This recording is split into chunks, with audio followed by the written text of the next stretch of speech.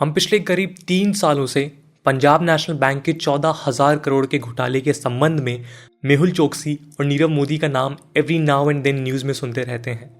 PNB डिफ्रॉडिंग के serious मामले में मेहुल चोकसी का नाम पिछले एक हफ्ते से फिर चर्चा में आया है। इस बार मेहुल चोकसी को डोमिनिका में पकड़ लिया गया है और इंडिया उसे वापस लाने की पूरी तैयारी कर चुका है। रिसेंट रिपोर्ट्स की माने तो डोमिनिका में कैरेबियन कोर्ट की हियरिंग के पहले ही इंडिया की एक टीम वहां पहुंच चुकी है। कोर्ट इस बात पर फैसला लेने वाली है कि फ्यूजिटिव मेहुल चोकसी को भारत डिपोर्ट किया जाएगा या नहीं। इस बात की शुरुआत होती है मेहुल चोकसी की कहानी से, जो 1986 में शुरू होती है, जब गीतांजलि जेम्स नाम की एक डायमंड फर्म शुरू करने वाले मेहुल चोकसी ने डायमंड के बिजनेस में पहला कदम रखा और आने वाले समय में इंडिया के टॉप एक्सपोर्टर्स में से एक बनकर दुनिया के कई देशों में ट्रेड शुरू किया।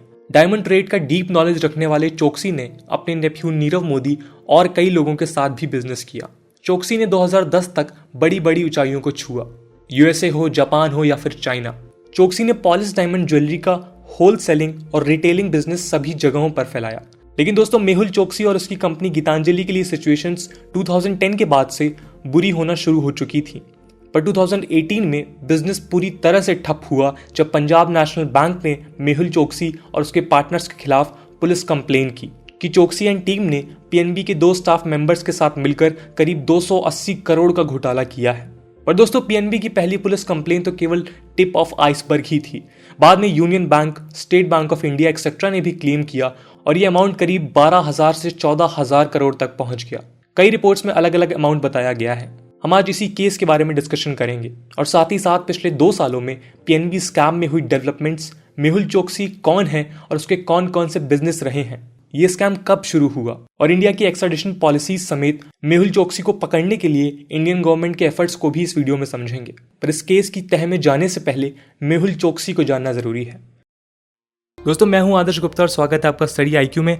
अगर आप इस लेक्चर से रिलेटेड पीडीएफ या इंपॉर्टेंट डॉक्यूमेंट चाहते हैं तो आप मेरा टेलीग्राम चैनल ज्वाइन कर सकते हैं। Here is the link and you can also follow me on Instagram for regular updates.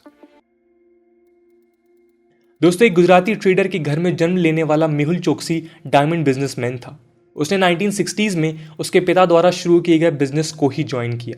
हालांकि चोकसी की कहानी 1986 में गीतांजलि जेम्स नाम की कंपनी के लॉन्च के बाद शुरू होती है। चोकसी ने 1990s में रिटेल मार्केट में अपॉर्चुनिटी देखी और गीतांजलि ने अपना ज्वेलरी ब्रांड गिली लॉन्च किया। उस वक्त तक कंपनी केवल रफ और पॉलिश डायमंड में डील करती थी। आगे के सालों में इस कंपनी ने Belgium, USA, West Asia, Japan, China, Hong Kong और थाईलैंड जैसे देशों में अपनी पकड़ मजबूत की। इस सेगमेंट में मार्जिन हाई था तो कई बॉलीवुड सेलिब्रिटीज इससे जुड़े। चोकसी के ब्रांड्स और बिजनेसेस को मैनेजमेंट गुरुज ने अच्छा संभाला और आने वाले दशक में गीतांजलि एक टॉप ब्रांड बनकर सामने आया। चोकसी के एम्बिशंस क्लियर थे। फोर्ब्स मैगजीन को 2009 में दिए एक इंटरव्यू में उसने कहा कि अगला LVMH अब इंडिया में पैदा होगा। ये उसने international luxury brand Louis Vuitton को रिफर करते हुए कहा था। मेहुल चोकसी और उसका बिजनेस इतना बड़ा हो गया था कि 2010 में शुरू हुए डाउनफॉल के बाद भी 2018 तक चीजें पूरी तरह नहीं बिगड़ी थी। 2016 में बॉम्बे स्टॉक एक्सचेंज की एक रिपोर्ट के मुताबिक इंडिया में गीतांजलि के नेटवर्क में shop and shop franchise outlets को मिलाकर 200 शहरों में 3,000 पॉइंट ऑफ सेल्स थे। ये स्टोर्स गीतांजलि के ब्रांड्स जैसे गिली, नक्षत्र, अस्मी, संगिनी, निजाम और परिणीता के थे। दोस्तों, मेहुल चोकसी की बात करने पर यह जरूरी हो जाता है कि उसके भांजे नीरव मोदी के बारे में भी हम जान लें। पीएनबी स्कैम में एलिजिडली मेहुल चोकसी और नीरव मोदी दोनों शामिल हैं। नीरव मोदी ने मेहुल चोकसी के साथ मिलकर एलिज्ड पीएनबी स्कैम किया है। वो दरअसल नीरव मोदी चेन का फाउंडर है। इसके साथ साथ Nirav Modi fire star international, जो नीरव मोदी चेन की पेरेंट कंपनी है, उसका चेयरमैन भी है, जिसके स्टोर्स दुनिया भर में फैले हैं। मोदी, चोकसी, पीएनबी के कुछ एम्प्लॉइज और अदर रिलेटिव्स के साथ इस बैंकिंग फ्रॉड में की एक्यूज्ड है। मेहुल चोकसी की ही तरह नीरव मोदी भी पीएनबी स्कैम के पब्लिक के सामने आने के कुछ दिन पहले भारत छोड़कर भाग गया था। न्यूज रिपोर्ट के मुताबिक Modi was seeking political asylum in United Kingdom. इन दोनों को जानने के बाद अब हम समझते हैं Punjab National Bank defrauding case के बारे में और साथ ही साथ कौन कौन वो लोग हैं जिस मामले में इन्वॉल्व हैं। दोस्तों, ये स्कैम पंजाब नेशनल बैंक के ब्रैडी हाउस ब्रांच मुंबई में हुआ। शॉर्ट में बताऊं तो ये स्कैम बैंक स्टाफ द्वारा फेक लेटर्स ऑफ अंडरटेकिंग्स यानी LOUs के इस्तेमाल से हुआ। LOUs वो डॉक्यूमेंट्स होते हैं जो एक्सपोर्ट्स में इस्तेमाल किए जाते हैं। एलिजिडली मेहुल चोकसी और नीरव मोदी ने इंडियन बैंक्स की LOUs को ओवरसीज देकर बिजनेस किया और दोनों ने पीएनबी को कोई डॉक्यूमेंट या इन्फॉर्मेशन नहीं दी ताकि ट्रांजैक्शन कंप्लीट हो सके। ऐसे में पीएनबी क्रेडिट देती रही और उससे वापस कुछ नहीं मिला। इस मामले में आरबीआई की गाइडलाइन साफ है, जिसके मुताबिक एलओयूज के इशू होने और एक्सपोर्ट की शिपमेंट कंप्लीट होने के बाद 90 डेज के अंदर ही ट्रांजैक्शन कंप्लीट होना जरूरी है। ये गाइडलाइन इंडियन बैंक्स की ओवरसीज ब्रांचेस ने टोटली इग्नोर की।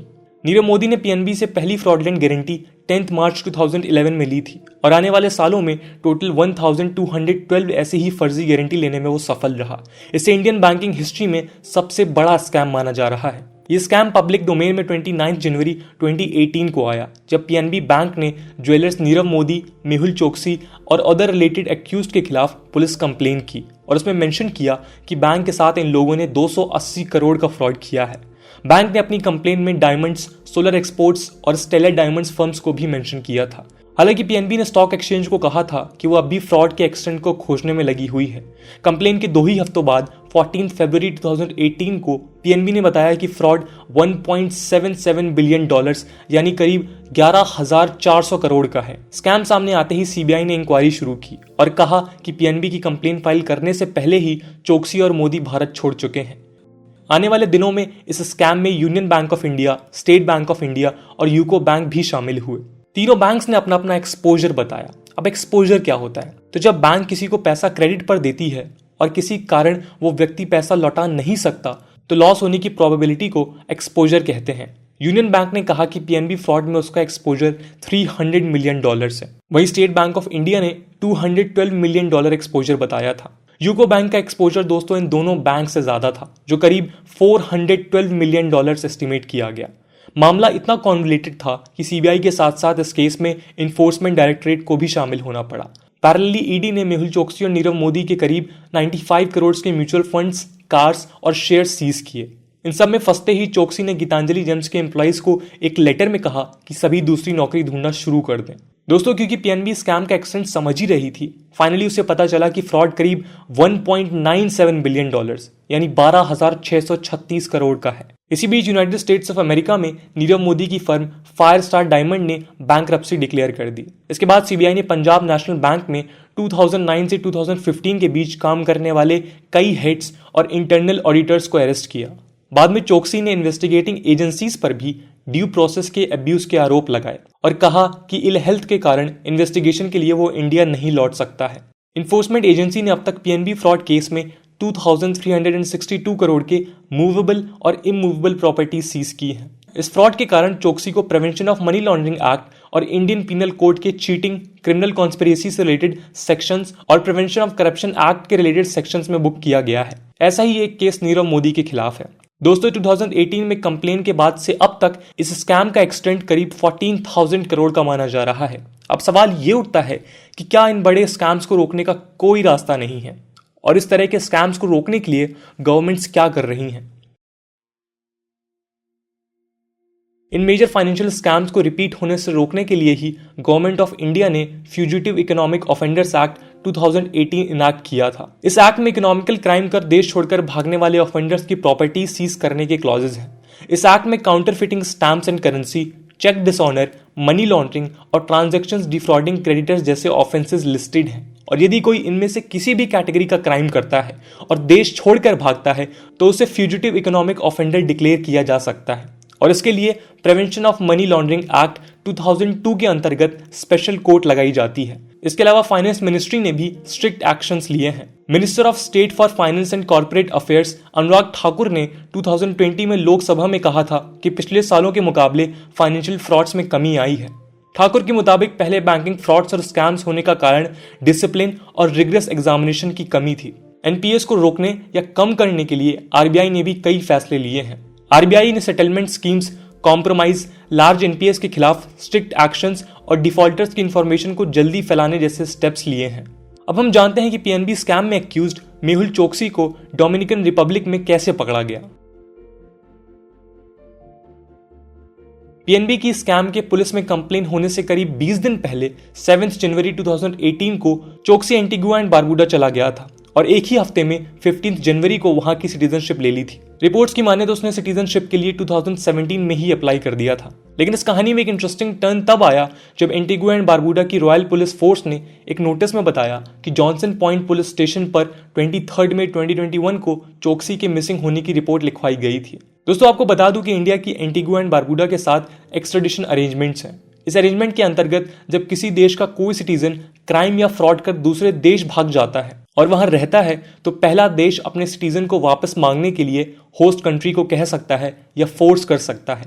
भारत के एक्सट्रेडिशन एक्ट 1962 के अनुसार इंडिया और एंटीगुआ एंड बारबूडा के बीच एक अरेंजमेंट है जिसके चलते मेहुल चोकसी को इंडिया लाया जा सकता है। मिसिंग होने के बाद चोकसी को डोमिनिकन अथॉरिटीज ने पकड़ लिया और तब पता चला कि वो एक्सट्रेडिशन के डर से एंटीगुआ छोड़कर क्यूबा जा रहा था। क्यूबा की इंडिया के साथ कोई एक्सट्रेडिशन ट्रीटी नहीं है और यदि चोकसी का प्लान सक्सेसफुल हो जाता तो इंडिया के लिए उसे क्यूबा से वापस लाना एक काफी मुश्किल काम साबित हो सकता था। इंडिया में फाइनेंशियल स्कैम्स कोई नई बात नहीं है और ना ही मेहुल चोकसी, नीरव मोदी और विजय माल्या की कहानी कोई नई है। ये लोग इंडिया कब लाए जाएंगे और इनको क्या सजा मिलेगी, उससे ज्यादा शायद ये सवाल जरूरी है कि इनके द्वारा जिस अमाउंट का स्कैम किया गया है वो किसका है और इन स्कैम्स का असर सबसे ज्यादा किस पर पड़ेगा। इसका जवाब है आपके ऊपर, इंडिया के एक आम जन के ऊपर, एक normal working class tax payer के ऊपर। डिटेल में समझाऊं तो एनपीएस या नॉन परफॉर्मिंग एसेट्स यानी ऐसे एसेट जिन्हें देश की इकोनॉमी या बैंक को कोई फायदा नहीं मिल रहा है। इन एनपीएस का देश की इकोनॉमी पर गहरा असर पड़ता है। पब्लिक बैंक की हालत इन एनपीएस के चलते बेहद गंभीर है। बैंक्स की प्रॉफिटेबिलिटी हो या देश की जीडीपी, फाइनेंशियल फ्रॉड्स इन इश्यूज और प्रॉब्लम्स को और ग्रेव बना देते हैं। नीरव मोदी मेहुल चोकसी फ्रॉड केस के बाद केवल पंजाब नेशनल बैंक के एनपीएस 57,600 करोड़ के आसपास थे। पीएनबी देश की दूसरी सबसे ज्यादा एनपीएस वाली बैंक है। पहले नंबर पर स्टेट बैंक ऑफ इंडिया है जिसका एनपीए अमाउंट 1,86,000 करोड़ है। ध्यान देने वाली बात यह है कि पीएनबी फ्रॉड केस में एसबीआई का एक्सपोजर भी बेहद ज्यादा था। एनपीएस या नॉन परफॉर्मिंग एसेट्स में बढ़ोतरी के चलते किए गए एनालिसिस में यह ऑब्जर्व किया गया है कि इनका मेजर पोर्शन कई टॉप इंडस्ट्रीज द्वारा पैदा किया जाता है। दोस्तों, आज की वीडियो के लिए इतना ही। आई होप हमारी गवर्नमेंट और अथॉरिटीज इंडस्ट्रियलिस्ट को मिलने वाले लोन्स पर रेगुलेशंस बढ़ाएंगी और लोन मिलने के बाद उस लोन के पे बैक का प्रॉपर असेसमेंट करने का कोई इफेक्टिव तरीका ढूंढेंगी। अगर आपको वीडियो पसंद आया है तो दोस्तों के साथ जरूर शेयर करें। मिलते हैं अगले वीडियो में, तब तक के लिए जय हिंद, जय भारत।